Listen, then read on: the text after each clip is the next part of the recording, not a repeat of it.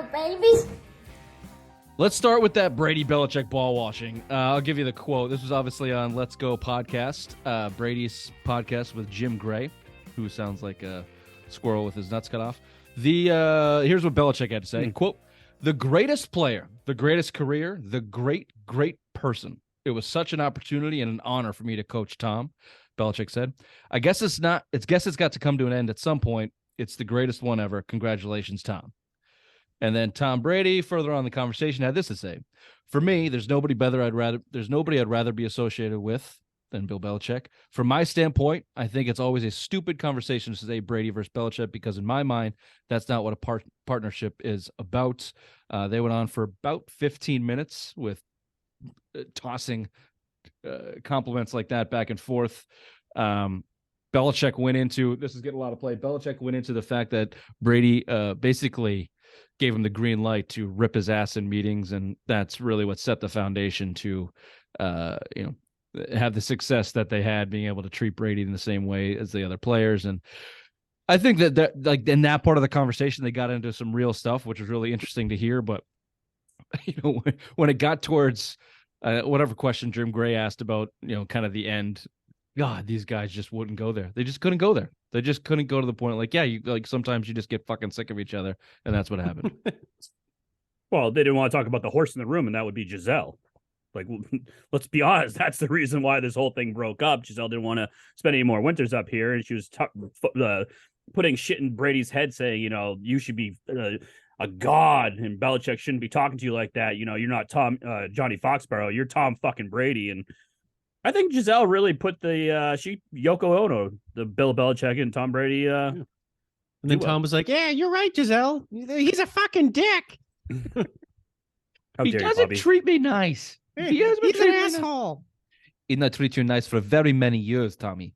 Yeah. You need to treat yourself better. Yeah. I have nice cocoa butter. We go down to Miami. It'd be great. Tampa, hey. You fucking idiot. I said Miami. Miami. Look, it is a little bit of a coincidence that basically immediately after Giselle dumped him for a jiu-jitsu guy, he was at Kraft's wedding and now is making nice with everybody back in New England. Do you think do you want to go into that route? What's the back channeling here? What's Brady's MO? He's going into the booth in 2024 for Fox. He's got a year to mend fences, and it seems like he's doing it as fast as he can. Like Bill Belichick going on a podcast. Like, what's the motives here? I don't quite fully understand. I get why Belichick would want to save face, because he's lost the breakup. Brady won the Super Bowl and he played good, and Belichick's had a couple rough years. So, but for like Brady, other than the angle you're talking about, like, he doesn't need to. He doesn't need to do this. So I don't fully. He does. Because you know what every great band has? A reunion tour. Brady ain't done. Wait till fucking the spring and wait till OTAs start. He's just missing it. What is he going to do with his life? Yeah, you're great, but all you ever did in your life was football. He's going to miss the shit out of football. And what better opportunity when you got a shitbag of a quarterback in New England? You can come back here. We're all going to suck your dick dry anyway, so come on back up here, Tommy. Fucking one more go around, the farewell tour. You can sell merch. You can have TB12 selling merch up in Foxborough. The TB12 tour. One more go. Bill and Brady at it again. Oh, fuck yeah. Oh, I'm getting hard. Hold on. The term is just not flaccid. Yeah, look, there's definitely going to be a Brady tour, but it's not going to be on the field. Kraft has been in the media. He was on fucking CNN the other day talking about trying to get him to sign a one-day contract. That doesn't sound like it's going to happen. The latest thing, Brady won't sign the contract. Yeah, Brady won't sign the contract, so he's not going to sign a one-day contract. Never mind a one-year contract, Ray. But the latest thing, yesterday, Kraft got a camera in his face and said, "We're planning a Brady celebration." So they're going to build a statue with the $200 million scoreboard they're building down there. Part of it's going to be this Brady statue. And, don't be surprised if TB12's lights turn back on at Patriot Place, or there's a, Brady's restaurant or whatever, who's still got the deed in that Brookline house that Kraft basically fucking gave him years ago. This is something's in the works. Oh, some athlete bought it. Hold on. Keep talking. But I'm less cynical than that. I honestly think Brady is just a softie. I honestly just think he's a soft heart. I think he got emotionally wounded at the end of that Patriot run, probably with Belichick, but certainly with Kraft. They were so close. and they were butthurt for a number of years, and now they're literally just mending fences. They were as close as family and want to remain that way.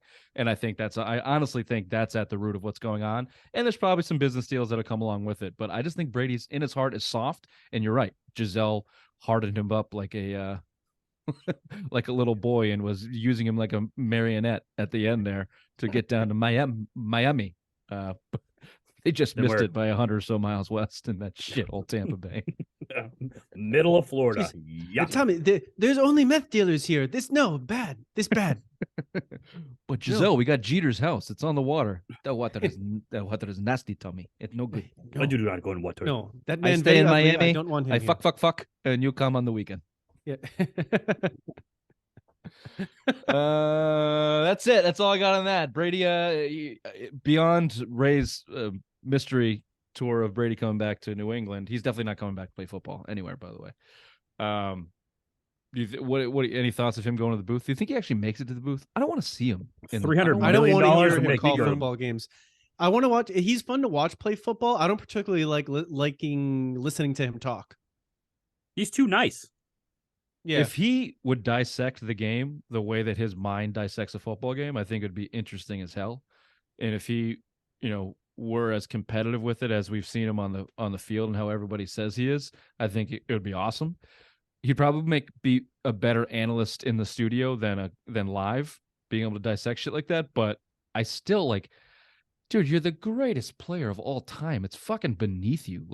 Go sit on your golden throne and collect royalties off whatever the fuck else you can make money on. Don't go sit next to some jackass in the Fox booth or just talking about the latest. Yeah. Well, I agree. If you already failed at everything else he's kind of done, so I don't know. Yeah, I would like to see him do kind of something like that Peyton and Eli do. I would watch that.